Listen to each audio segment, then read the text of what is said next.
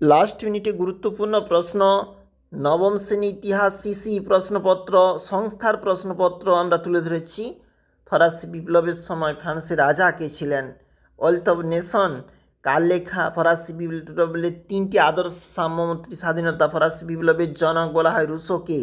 দেখবে অবশ্যই গুরুত্বপূর্ণ। কোড নেপোলিয়নে কয়টি ধারা? 2287টি ধারা। কনফেডারেশন অব দি রাইন গঠন করেন। সামাজিক চুক্তি সোশ্যাল কন্ট্রাক্ট রুশোর। দেখো ইউরোপের রুগন মানুষ তুরস্ককে বলা হয়। একটু চলে যাব 2 নম্বর পেজ। প্রতিটি প্রশ্ন এখানে কিন্তু গুরুত্বপূর্ণ। বাম দিক ডান দিক মিল করো।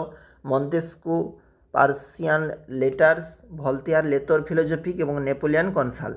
দেখো ফরাসি বিপ্লব 1789, মুক্তিদাতা যার কাকে বলা হয়? এখানে রয়েছে 2 নম্বরের জন্য সমস্ত প্রশ্নগুলো গুরুত্বপূর্ণ।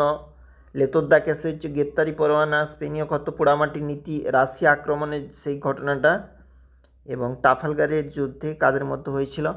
লিখবে টেনিস কোর্টের শপথ তো থাকবেই, প্রতিটা স্কুল গুরুত্বপূর্ণ, এবং নেপোলিয়নকে কেন বিপ্লবের সন্তান বলা হয় গুরুত্বপূর্ণ, এবং ফরাসি বিপ্লবে দার্শনিকদের ভূমিকা, এটা সমস্ত স্কুলে গুরুত্বপূর্ণ। লাস্ট মিনিটে অবশ্যই দেখবে প্রশ্নগুলি।